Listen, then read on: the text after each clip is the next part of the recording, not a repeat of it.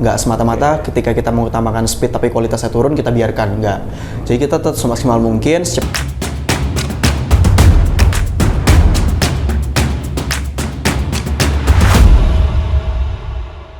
Halo Mas Adit. Halo Mas. Apa kabarnya Mas? Alhamdulillah baik Mas. Baik ya. Hari ini last day ya Mas Adit di Refactory ya? Iya Mas, betul sekali. Oke. Mas Adit sendiri berapa lama sudah di Refactory? Kalau gabung sama masa IP itu setahun Mas. Sudah setahun. Iya, dari, setahun dari pas IP batch 12 ya? Iya, batch 12. Oke. Bagaimana Mas rasanya 1 tahun belakangan ini di Refactory? Ya, seperti ombak sih Mas. Ombak ya? Jadi naik turun, kadang ada naiknya, ada turunnya, ada naik turun gitu sih. Oke. Seru sih. Untuk project sendiri selama 1 tahun ini udah mengerjakan berapa project itu Mas? Wah, udah pindah-pindah Mas, udah 7 mungkin Mas. Oke, udah cukup banyak ya? Iya. Itu projectnya dalam negeri atau luar negeri? Ada yang dalam, ada yang luar sih Mas. Oke, yang luar negeri itu dari negara mana Mas? US Mas. Dari US. Iya, Recrebox. Recre ya? Iya, Recrebox. Oke. Oh ya, mungkin pengalaman paling berkesan selama 1 tahun di Refactory gitu Mas? Mungkin ya di project sih Mas, project. Bio Farma sama MNC gitu Mas. Sekarang kan itu kita benar-benar dikasih timeline yang sangat mepet dengan load tugas ya yang bisa terbilang banyak. Jadi kami harus ngejar target gitu. Jadi ya mau nggak mau kita ya kejar-kejaran gitu Mas sama timelinenya gitu.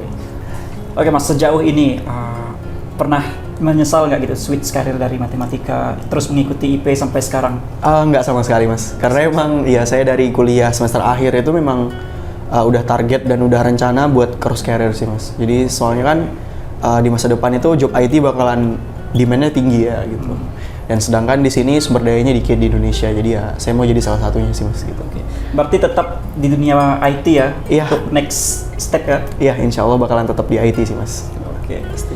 Untuk intensive hiring sendiri, kalau menurut Mas Adit sejauh ini menjalani intensive hiring ya, menurut Mas bagaimana sih program intensive hiring dari Refactory ini?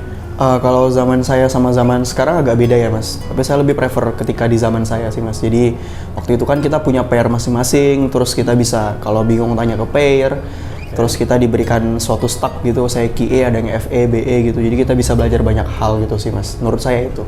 Oke. Berarti bisa dibilang program IP ini cukup merubah Mas Adit ya untuk dari sisi pekerjaan atau pola pikir. Iya, Apakah Mas. bisa dibilang seperti itu Mas? Iya pasti Mas, karena ya memang ya kalau misalnya saya kan yang tadi saya bilang saya dari zero IT, jadi benar-benar pindah ke IT ya perlu belajar banyak hal ya. Jadi di masa proses IP itu saya benar-benar belajar banyak hal sih Mas. Gitu. Oke. Kalau ngomongin mungkin programmer di Refactory ini ada suatu orang atau programmer yang memberikan banyak pembelajaran ke Mas Adit nggak gitu? Kalau programmer sendiri mungkin ya rata sih Mas. Soalnya kan ya saya nggak ada condong ke satu gitu. Jadi ketika saya butuh sesuatu ya saya tanya ke siapapun itu gitu. Selama saya bisa dapat jawabannya gitu. Jadi bebas ya mau belajar ke siapa aja ya di Refactory ya? Bisa dibilang Benar-benar seperti itu ya? bebas Mas. Saya belajar ke dev juga, belajar ke atasan iya, belajar ke teman sendiri iya gitu. Oke, mungkin kalau kultur dalam bekerja mungkin yang Mas juga pelajari dari Refactory ada nggak sih? Ya kalau culture sih ini Mas, mungkin ketika kita punya suatu target ya. Jadi kan di sini memang speed over quality ya. Jadi kita di mana kita memang harus ketika kita punya target ya kita harus achieve itu sampai dapat gitu. Nah, ya kita nggak boleh nunda-nunda gitu. Jadi kita di sini saya sendiri sih di sini belajar lebih menghargai waktu sih Mas. Jadi ya kita manfaatkan waktu seefisien dan semaksimal mungkin agar target dan proyek kita itu bisa selesai. Speed over quality. Sejauh ini yang Mas jalani, apakah dengan kecepatan bekerja itu mempengaruhi kualitasnya, Mas? Kalau menurut Mas Adit? Pasti sih Mas, pasti ya. Dengan cepat itu kualitas kita ya agak menurun gitu. Cuman kan dengan speed itu kita ya tetap bertanggung jawab gitu Mas di akhirnya. Nggak semata-mata ketika kita mengutamakan speed tapi kualitasnya turun kita biarkan, nggak. Jadi kita tetap semaksimal mungkin, secepat mungkin, dan ketika ada yang kurang dari kualitasnya, jadi ya kita berusaha improve sebaik mungkin gitu Mas, dan perbaiki ya seefisien mungkin gitu. Oke. Ada nggak sih pesan Mas Adit untuk teman-teman kita di luar sana mungkin ya yang pengen join nih juga ke dunia pemrograman gitu, yang mungkin mulai dari nol juga atau bahkan belum punya basic, itu ada nggak pesan untuk mereka? Ada sih Mas. Mungkin ini ya sama kayak yang saya dulu rasakan. Jadi ketika saya pertama kali mau switch karir ke IT itu saya takut karena emang nanti saya bisa survive nggak ya. Nah, sedangkan kan teman-teman yang lain kadang ada yang dari jurusan IT, dia udah belajar selama 4 tahun. Sedangkan saya kayak anak baru gitu ya. Oke. Belum ada setahun gitu kan belajar langsung tiba-tiba masuk ke dunia kerja gitu. Dimana saingannya semuanya rata-rata banyak lulusan IT. Jadi ya kita jangan insecure atau jangan minder lah. Kita coba aja dulu, tembus aja dulu. Nah, nanti setelah tembus baru kita bisa pikirin lagi nih kira-kira IT ini sesuai atau enggak gitu. Gitu sih, Mas.